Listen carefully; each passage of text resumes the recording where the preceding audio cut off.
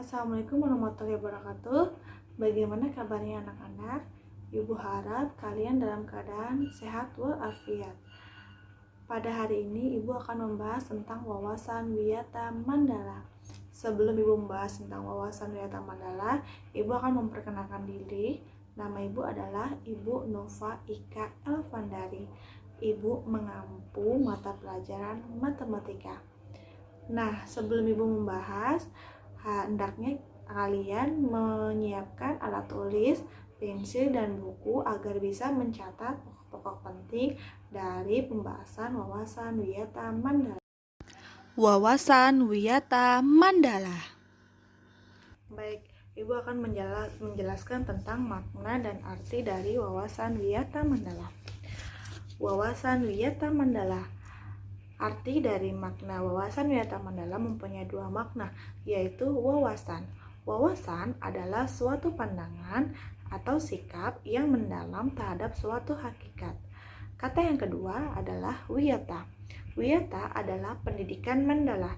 Pendidikan Mandala itu sendiri terdiri dari tempat atau lingkungan wiyata yang menjadi sikap menghargai dan bertanggung jawab terhadap lingkungan sekolah sebagai tempat menuntut ilmu pendidikan. Unsur-unsur Wiyata Mandala.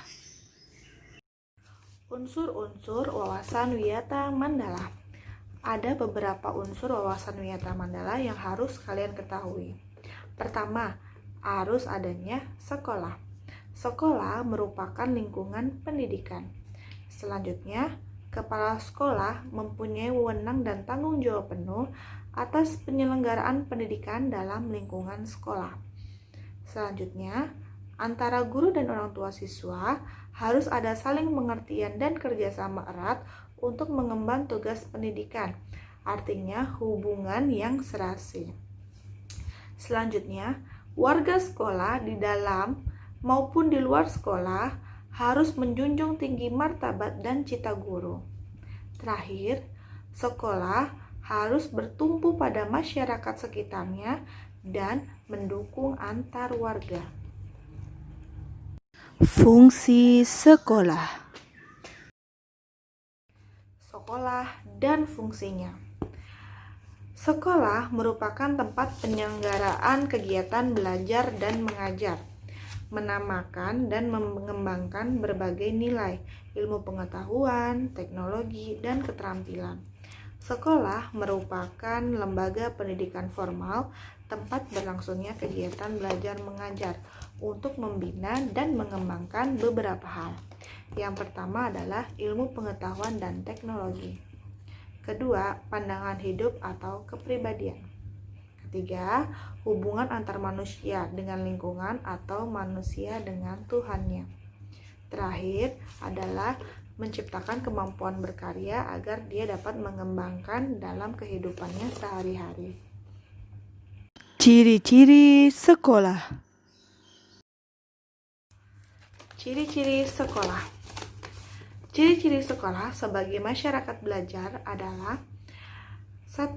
Adanya guru dan siswa. Maka jika adanya guru dan siswa akan ada timbulnya kegiatan belajar mengajar yang tertib. Kedua adalah tercapainya masyarakat yang sadar akan mau belajar dan bekerja keras.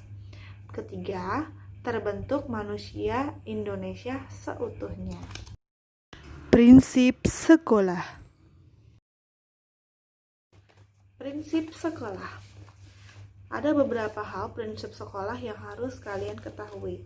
Sekolah sebagai Wiyata Mandala selain harus bertumpu pada masyarakat sekitarnya, juga harus mencegah masuknya faham, sikap, dan perbuatan yang secara sadar ataupun tidak sadar menimbulkan pertentangan antara sesama karena perbedaan suku, agama, asal-usul, keturunan, tingkat sosial ekonomi, serta perbedaan paham politik. Sekolah tidak boleh hidup menyendiri, melepaskan diri dari tantangan sosial budaya dalam masyarakat. Sekolah juga menjadi suri tauladan bagi kehidupan masyarakat sekitarnya, serta mampu mencegah masuknya sikap dan perbuatan yang akan menimbulkan pertentangan. Untuk itu, sekolah memiliki prinsip-prinsip sebagai berikut. Yang pertama, sekolah sebagai wadah atau lembaga yang memberikan bekal hidup.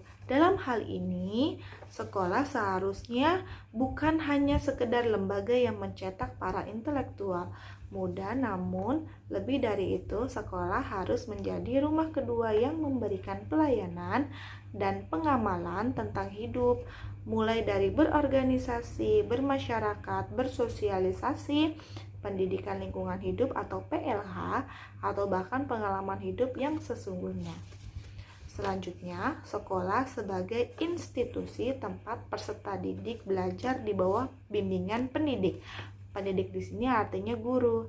Dalam bimbingan, peran pendidik berubah dari seorang pendidik menjadi seorang orang tua, bahkan menjadi seorang kakak. Ketiga, sekolah sebagai lembaga dengan pelayanan yang adil atau merata bagi stakeholdernya. Hal tersebut bisa merupakan pemerataan, kesempatan mendapatkan transfer of knowledge maupun transfer of experience dengan tanpa membedakan baik dari segi kemampuan ekonomi, kemampuan intelijensi, dan juga kemampuan fisik. Selanjutnya, sekolah sebagai lembaga pengemban bakat dan minat siswa.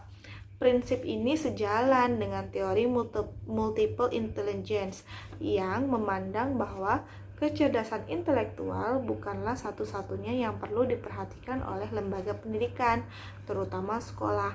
Kemampuan bersosialisasi, kemampuan kinetik, kemampuan seni, dan kemampuan-kemampuan lainnya juga perlu diperhatikan secara seimbang.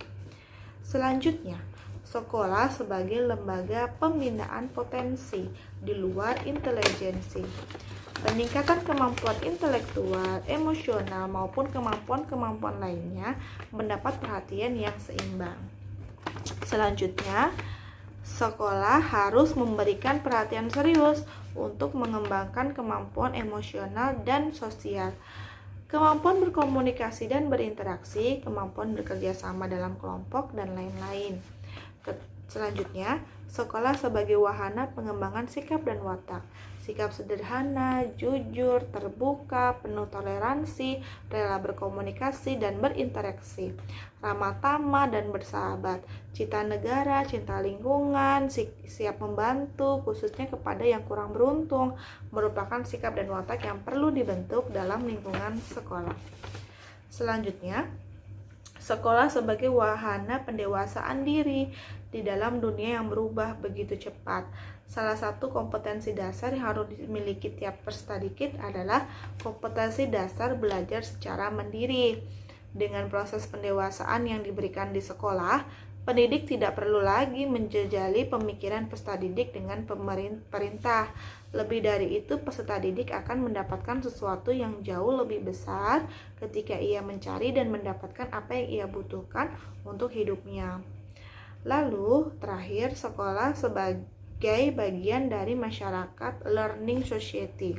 Sekolah bukan hanya sebagai tempat pembelajar bagi peserta didik, namun juga seharusnya sekolah mampu menjadi pusat pembelajaran bagi masyarakat di lingkungan sekitar. Penggunaan sekolah.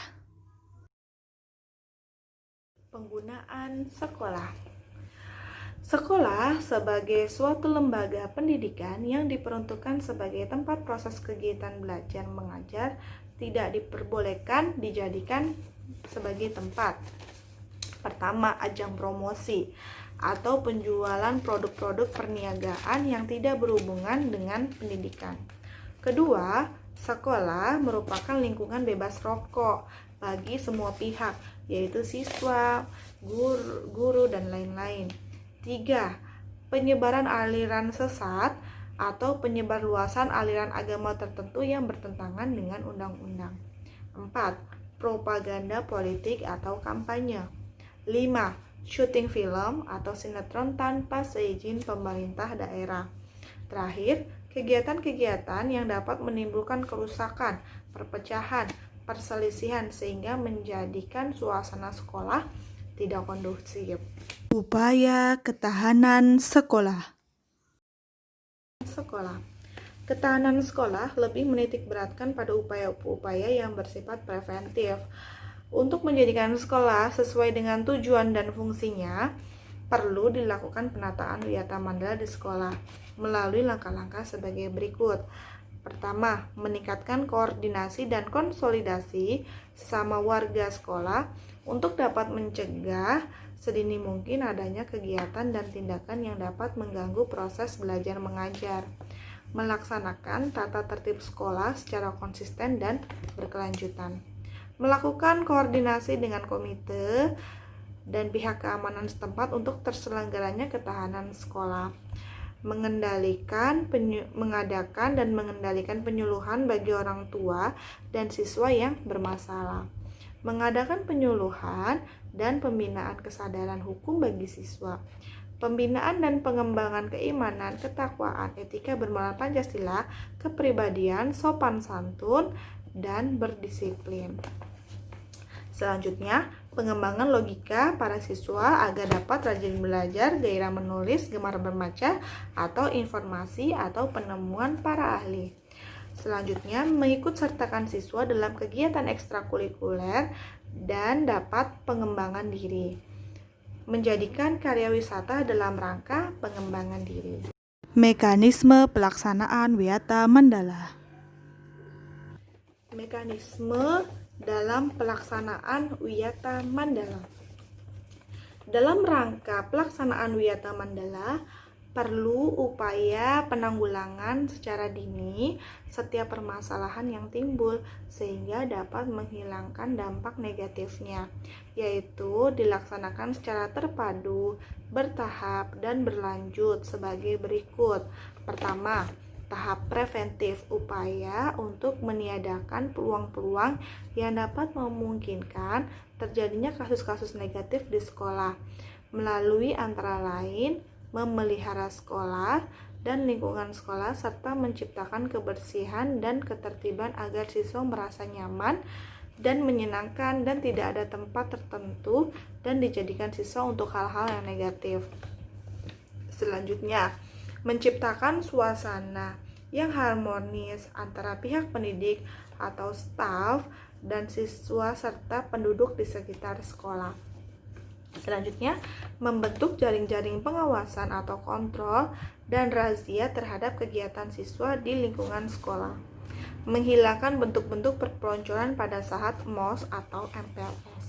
Meminimalisir keterlibatan kelompok maupun perorangan dalam kegiatan sekolah. Mengisi jam-jam kosong dengan pelajaran atau kegiatan ekstrim lainnya. Meningkatkan kegiatan ekstrakurikuler pada masa awal atau akhir semester dan masa liburan sekolah. Meningkatkan keamanan dan ketertiban, khususnya pada saat berangkat atau usai sekolah. Tahap representatif, upaya untuk menindak siswa yang melanggar peraturan-peraturan dan tata tertib sekolah. Upaya representatif itu berikut. 1. Mendamaikan para pihak yang terlibat perselisihan berikut orang tua atau pendidik pembinanya. 2. Membatasi areal yang tempat terjadinya aksi. Selanjutnya, menetralisir isu-isu yang berkembang dan mencegah timbulnya isu-isu baru. Berkoordinasi dengan pihak keamanan apabila terdapat pihak luar sekolah yang melanggar keamanan, ketertiban, dan perbuatan kriminalitas di lingkungan sekolah. Selanjutnya, mengungkap lebih lanjut keterlibatan pihak sekolah luar sekolah atas kasus yang timbul dan menyelesaikannya secara hukum.